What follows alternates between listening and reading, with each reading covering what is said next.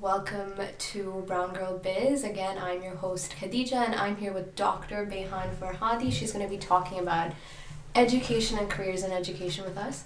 So, can you introduce yourself and describe what you do? Okay, I am currently a high school teacher. I am in transition to what I hope is a position that allows me to do research and teaching at the same time. I hope that looks like a tenure track position, but that could look many ways. But I definitely want to do work that allows me to apply my skills with research and hopefully teach at the same time.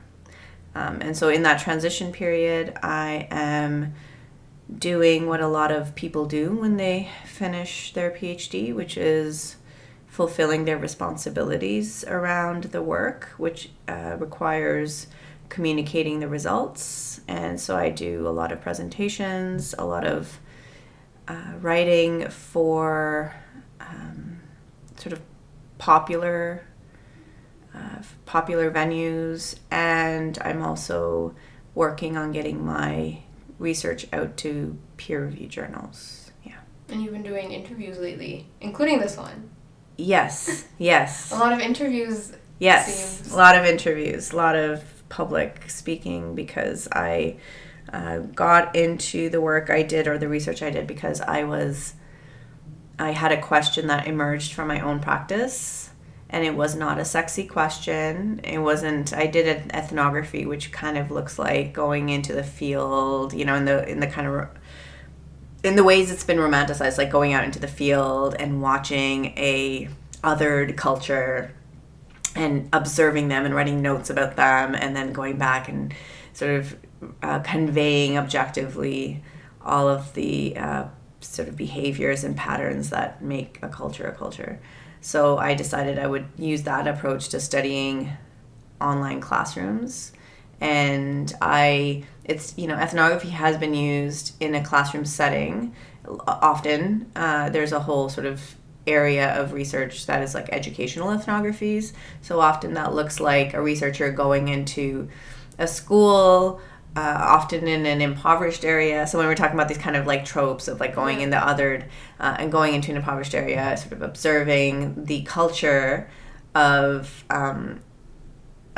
culture of degenerates. I mean, I don't think it's framed that way, but it's just like trying to understand why is it that students don't do well, and what is and so like how does that emerge in relationship to authorities and structures and all of that. So it's good work. It's just not work that's actually very easy to do in a school board like the Toronto District School Board, which is where I was, because they don't allow access to students without a considerable number of like hoops. And so it's rare to be able to access a face-to-face classroom, which wasn't my intention. But anyway, I ended up, reaching an online classroom was actually much easier because no one had ever done it before.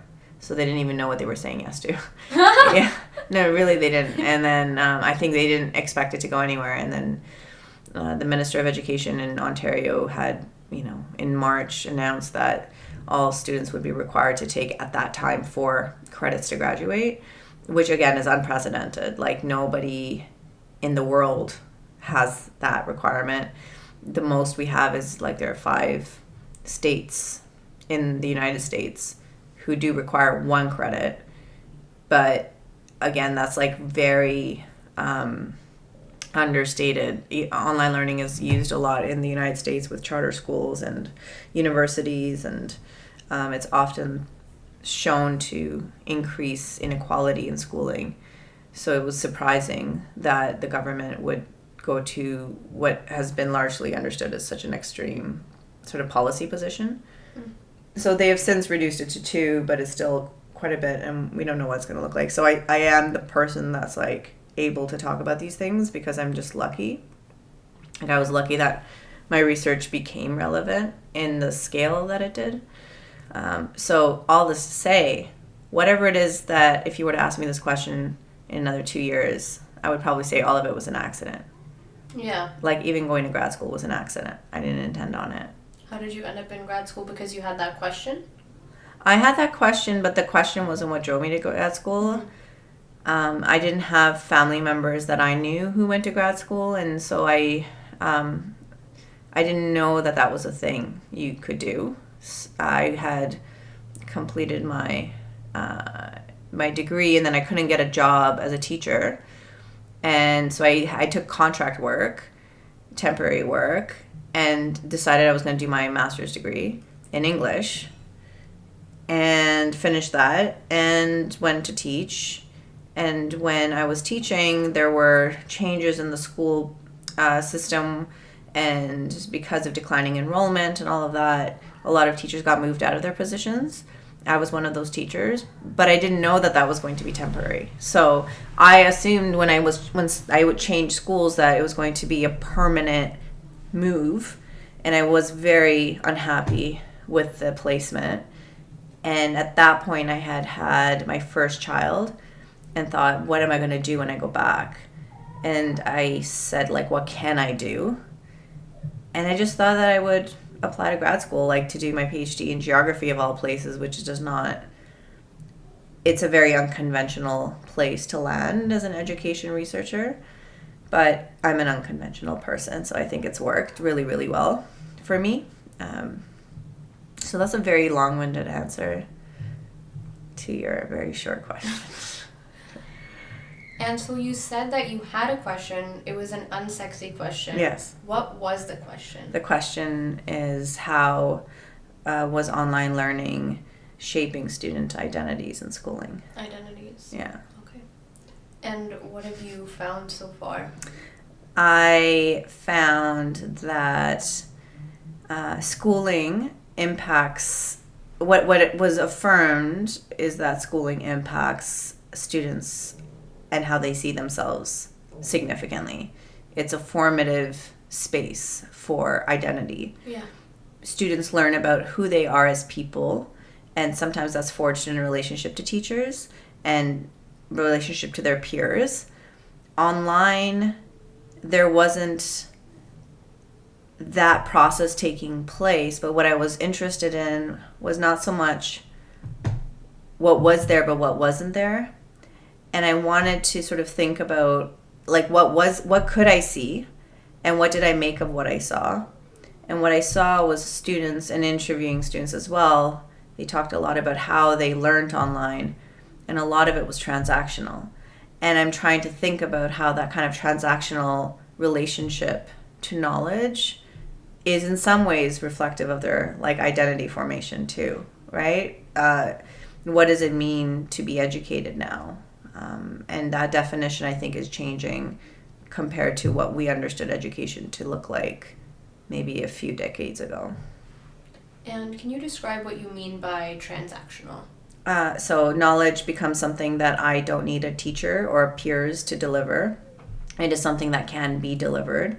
It does not involve relationships. It does not involve communities. It does not involve uncertainty. It involves accessing content, looking at the instructions, completing the assignment, submitting it, getting the grade, repeat, rinse, repeat until I get the grade that I expect, which a lot of the students that I interviewed and a lot of many of the students who take e-learning are high achievers. Mm-hmm. So they are doing very well, and there's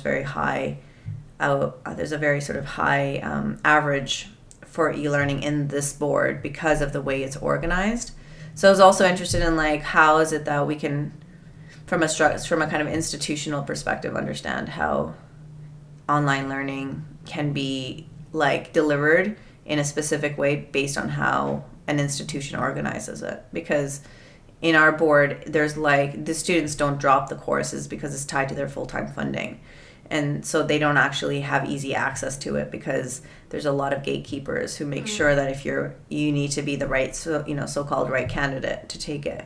Because if you're not the right candidate and you're not doing well in school, you're going to do even worse online. And so there's that, as well. And switching gears a bit, what does a day in your life look like on a day-to-day basis? What kind of tasks do you have to do as a teacher and as a postdoc? So I'm not a postdoc yet, but I'm in after. So like when postdocs are just like sort of formal positions, I would love one of those, and I'm hoping to have one day. But right now, yeah. That's me knocking on glass. Knock on the glass, yeah. I'll knock on my head, for what it's worth.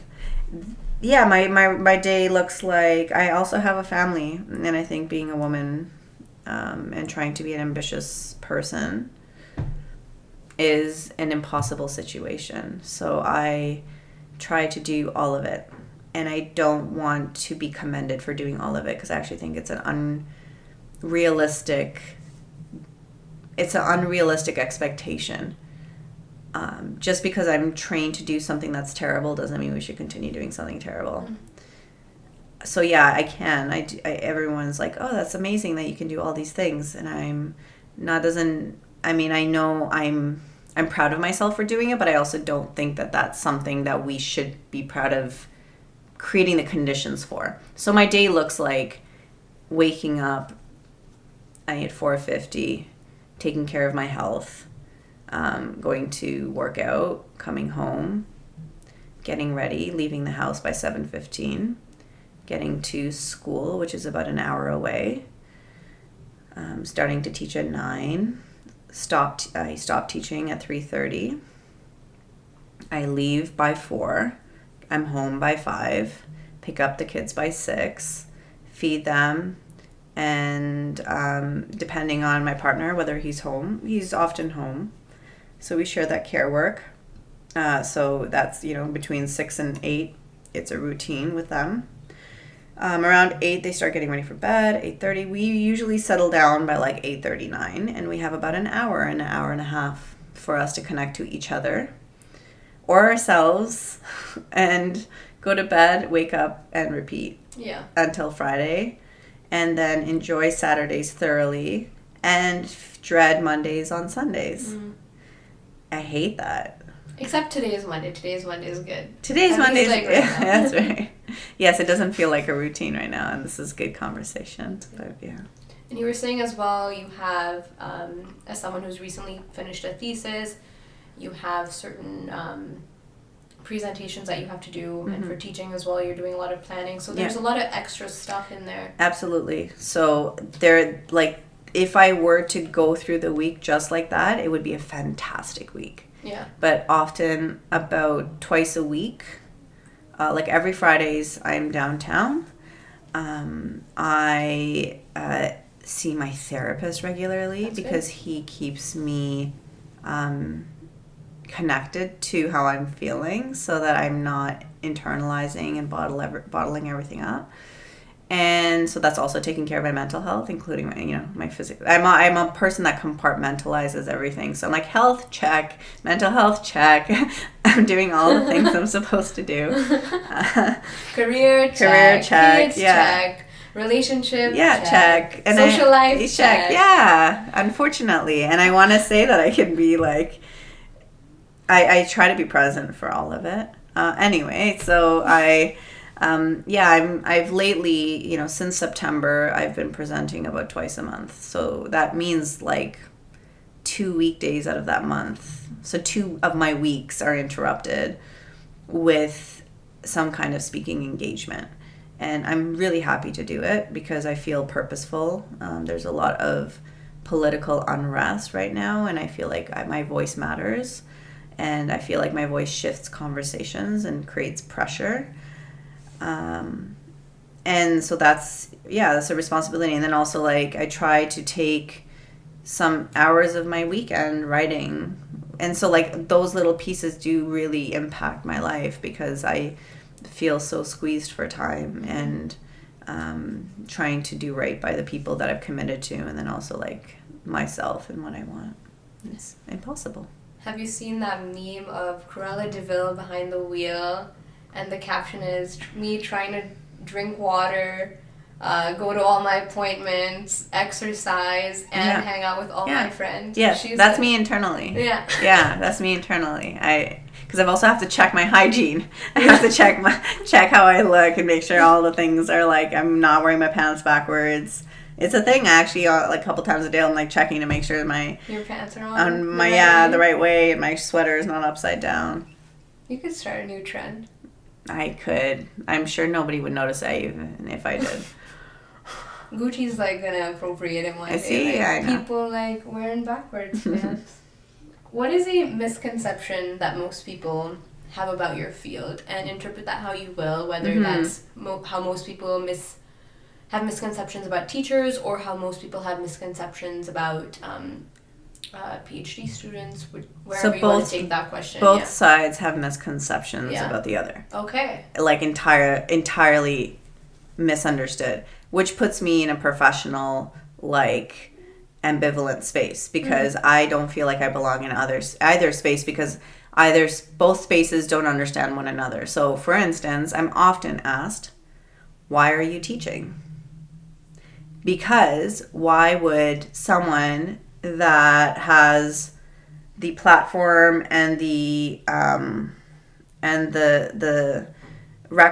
of record that I do and desire just to sort of continue on with university, like, why would I return to teach?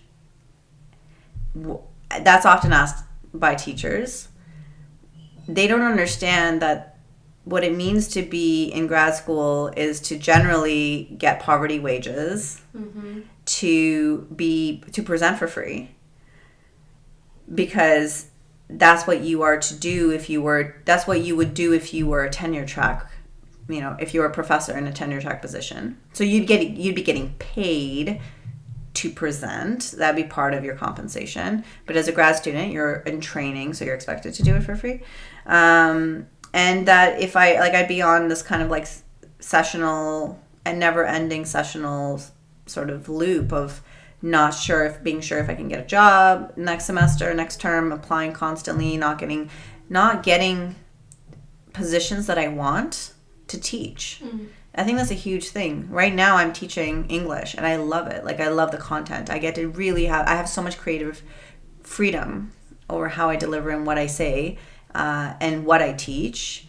But when I'm in a university setting, it doesn't feel as flexible. And often I'm, the content of the course is very, very stretched out. So that's what teachers don't understand. And when I'm teaching in a university setting, nobody cares about the fact that I'm teaching or I have capacity to teach, because they're all concerned about research. They say, they give lip service to teaching. They know theoretically teaching is political and important and da-da-da-da-da. But when it comes to practicing what they are, what they're paying lip service to, I don't see a lot of investment from the institution in pedagogy, in training, aside from it being optional. And so, like, I don't think that creating a system where things are optional if you feel like it, while at the same time, grad students are being squeezed for all these things that they have to do, where the job market doesn't actually value the teaching experience very much. We know that. Yeah, like I know that this is common knowledge. So yeah, I think both, and so, but it's so important to have, like, a lot of my success is because I'm a strong teacher, and I've really had to put that in the background when I'm doing research, and it's been quite frustrating because I am strong in teaching and it is a feminized position. Yeah. And I'm often commended for my teaching and not my research, even though my research is bomb. Because like, I'm good at it. You're supposed to be good at teaching. Yeah, exactly. But it was like they're so surprised that teaching that someone can be competent in teaching. I do genuinely feel like it's a compliment, because the folks who say it often don't perceive themselves to be strong in teaching. But I also, like, that's relative to them and their internal dialogue. Like, for me, I want to be recognized for my research. So I really value teaching. I'm really happy that I can be an effective teacher. I think really hard. I publish about, my teaching as well. I think that I value it, but I know it doesn't have currency. And so I have to be really careful about how much I put that in terms of my career, like how much I foreground my teaching. Yeah, and personally, I don't see how someone can do quality research that isn't grounded in the real world and in real lived experience.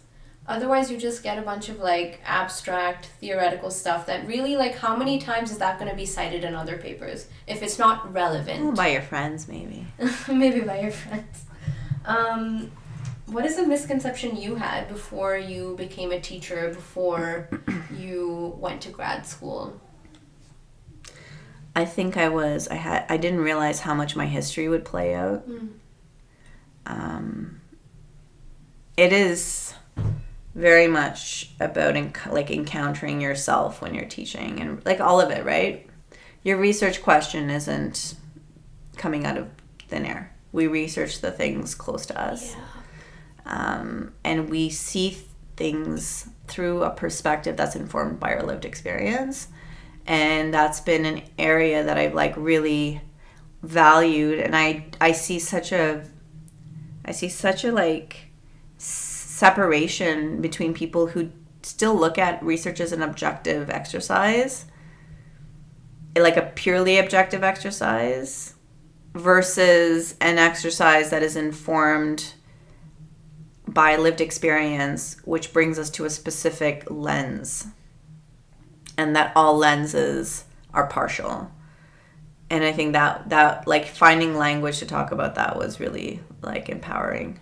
So that was a misconception. I think like this idea of objectivity and knowledge and recognizing it really is super partial, which is empowering because it makes it accessible if it's starting from yourself. And then with teaching, just like really encountering myself in the students that I teach. And when I say myself, like it's not about students. Like when I have, like being very mindful and reflexive about my reactions to all things in the classroom. Like, why am I picking this lesson? Why am I focusing so much on race? Why am I focusing so much on oppression? Why am I focusing so much on gender? Like, I know my colleagues won't.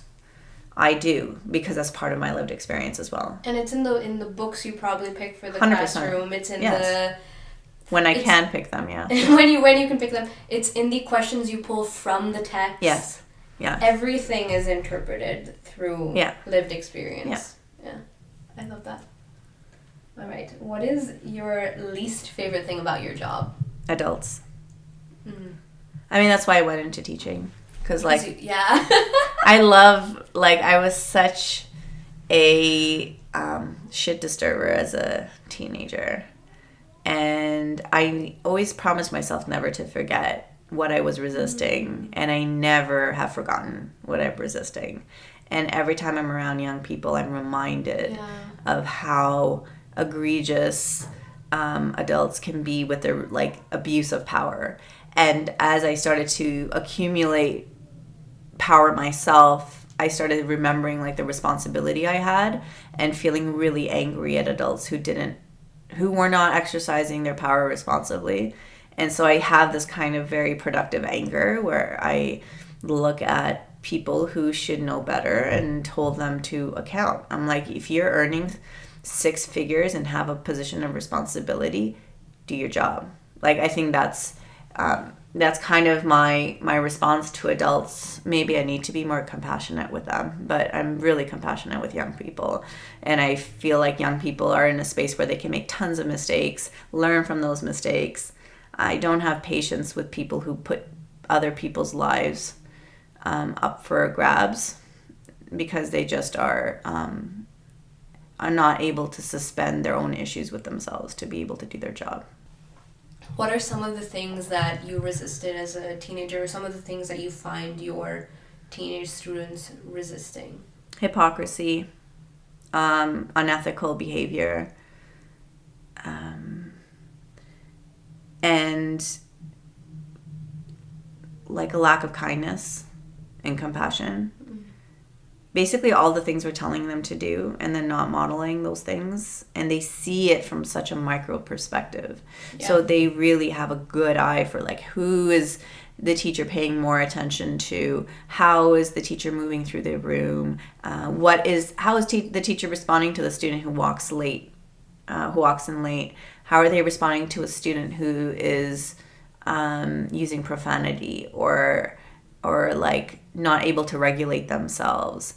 Is the teacher responding with compassion and kindness? Like how power plays out is something that's very instructive to young people. And I try to teach, honestly, a lot of them how to understand the system as a system. Because the reason why people succeed is not because they're better. They succeed, or as in like they're actually cognitively smarter. They succeed because they know the system and they have privilege and they know how to leverage their privilege. It's a power game. And teaching my students about power is above all like the thing I'm trying to do, because I'm even, especially students who don't have that capacity and can advocate for themselves and don't have parents who are, upper middle class, who are like, who know that in order to get a teacher to pay more attention to their child, they have to call them and they have to be there for parent teacher night. And that's not how my parents were. My parents are like, your teacher is the expert. As long as you're getting... We defer to them. Yeah. So this culture has been very weird in that way. Like, I never understood why there was such a contentious relationship between parents and teachers. Like, that teachers were kind of almost like service providers. I think that's something we're modeling to young people, which is probably why they're viewing, knowledge as a commodity. Yeah. Yeah, right? Ooh, yeah. Yeah. I feel like that could be its own podcast episode. Just like, what are teenagers resisting? And also like, participating in and going to reproduce when they get older. Yeah. But you're right. I mean, the bureaucratic system and then the cultural system, those are two very big mammoths. Yes. To learn how to... That's everything. That's everything. Navigate. Yeah. There is no essay that you need to learn. There is learning how to decode what the teacher is saying about the essay. Yeah.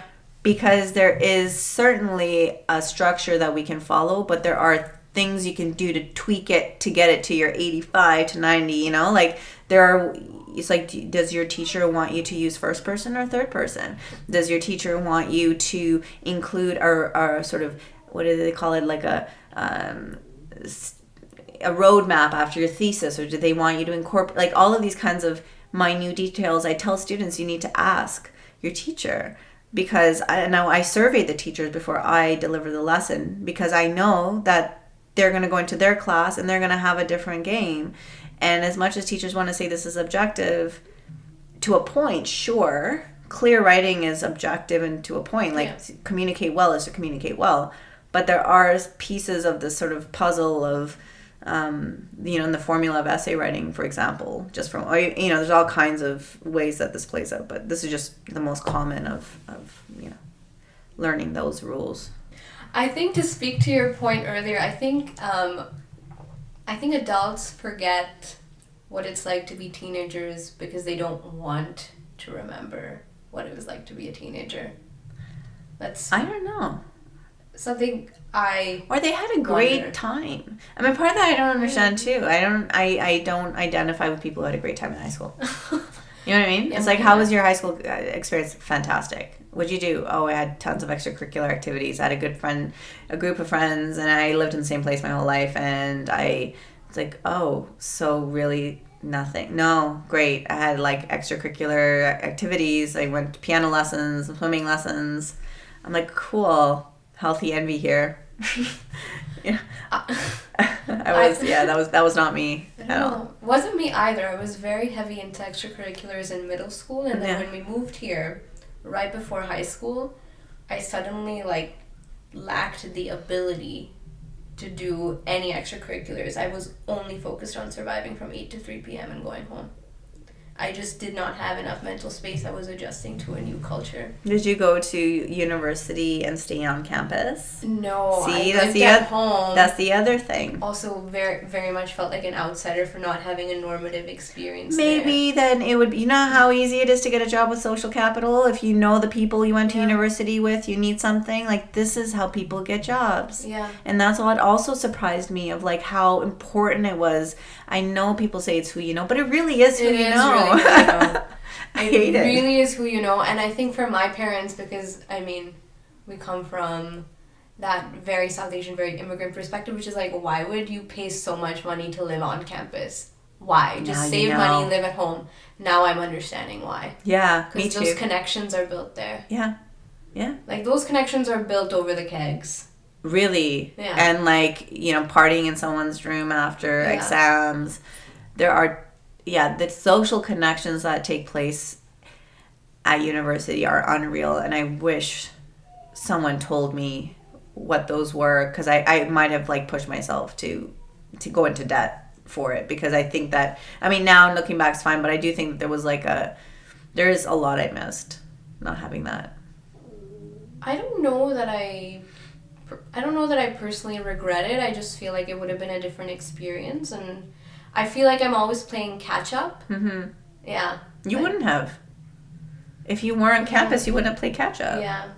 You'd have this big, beautiful, warm community that's like you have ready to go. If you need to go and play a game of pool, you just go downstairs. You need someone to have food with, you just go downstairs. You want someone to study with, people who are going to do that thing. Yeah, maybe we should have pushed ourselves into Yeah, there we go. No, I'm kidding. That's what I actually don't regret it. advocating. I have my what do you call it? Like my youthful defiance. Like, screw you. Yeah, screw the normative Yes, experience. that's what I'm saying. Screw the normative Yeah, then I have no experience. perspective, and then I would not have been able to do all the cool stuff I'm doing now. Yeah, exactly. What is your favorite thing about your work? People. Yeah, it's really privileged to talk to people and ask, just like you are, I think, now, right? Like, to get insight and have their time. Yeah. And I don't think that, I value that. So, yes. But And as a teacher, to have people's attention. for sure, On a especially platform. after research and knowing how difficult it was to reach students, I realize I have so many questions for them.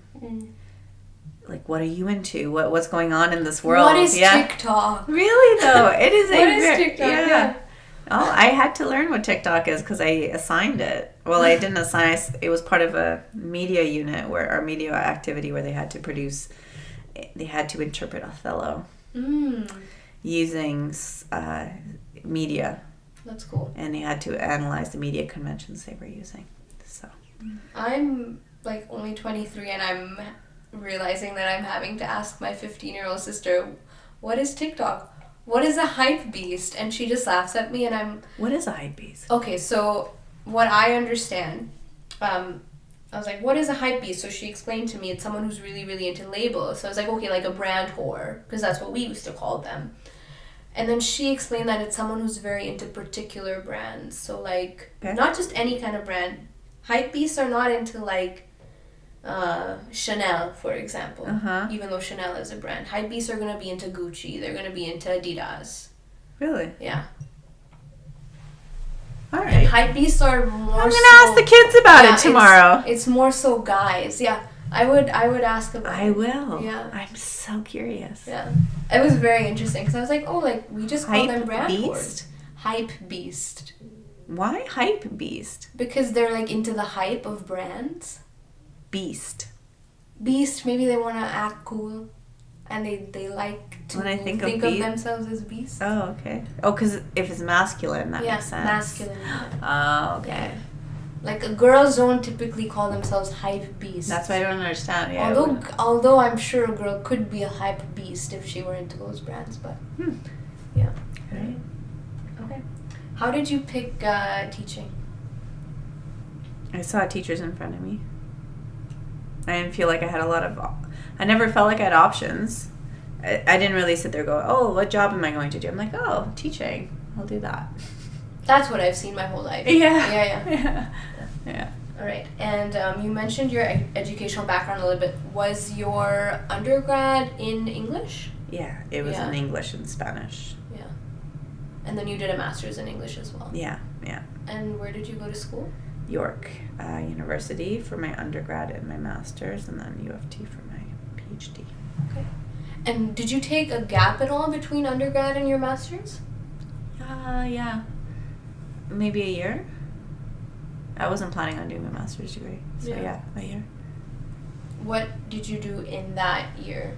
I did like contract teaching. Okay. Yeah. So you did like a concurrent BEd or like a consecutive concurrent? Yeah, so it was at the same time as my undergrad. Gotcha. Yeah, and how and why did you pick English? I was good at it.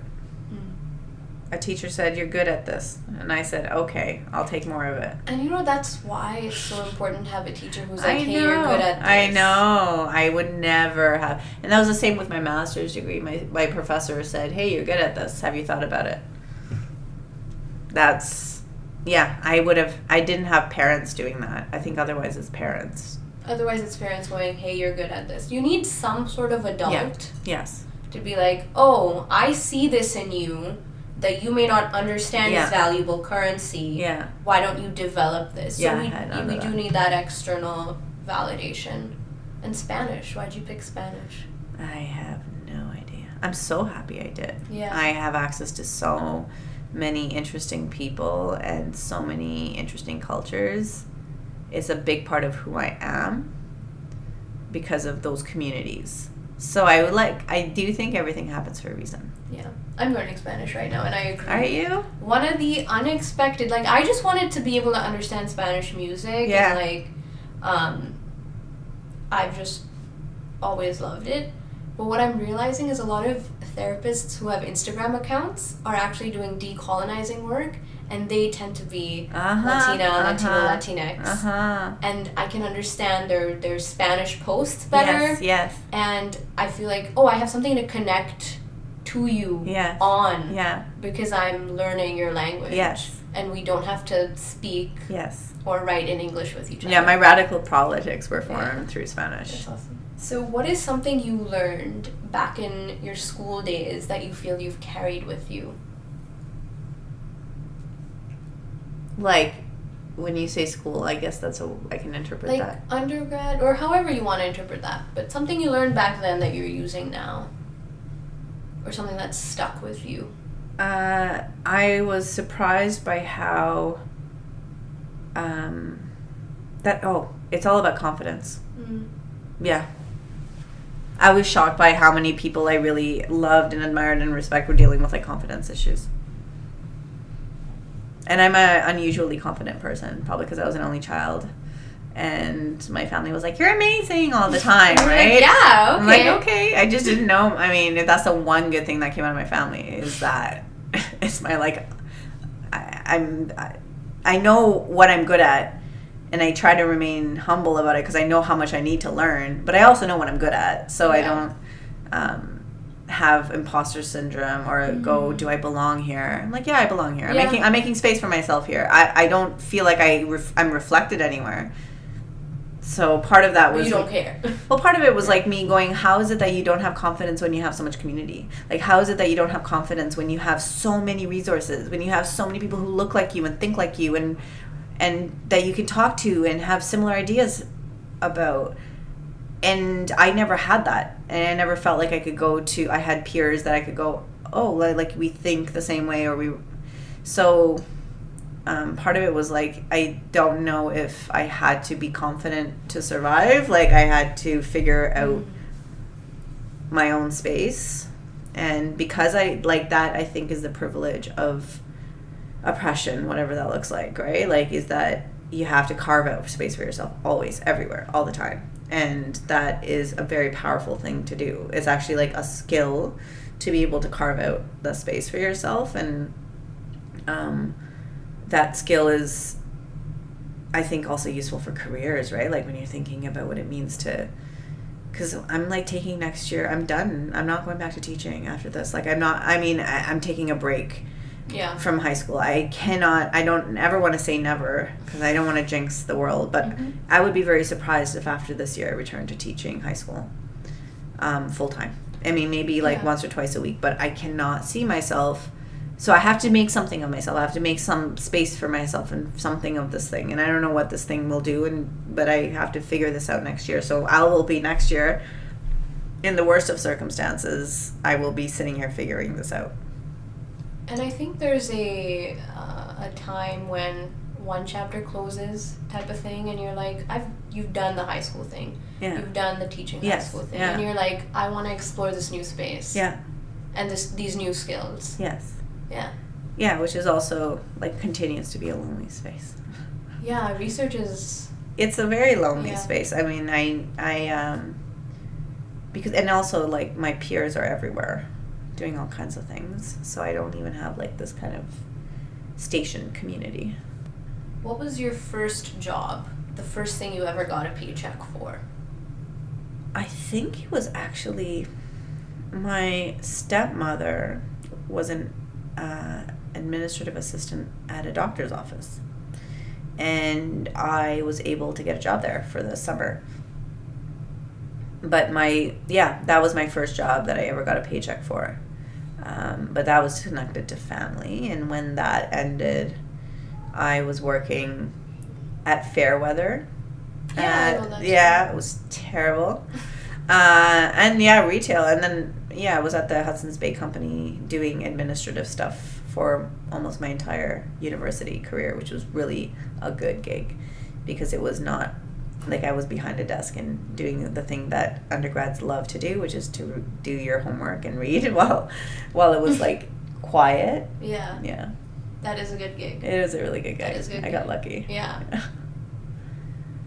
It's also part of who I knew. Like I got like a lot of all those, with the exception of Fairweather, which was I think a conventional retail gig. All of it was from people I knew.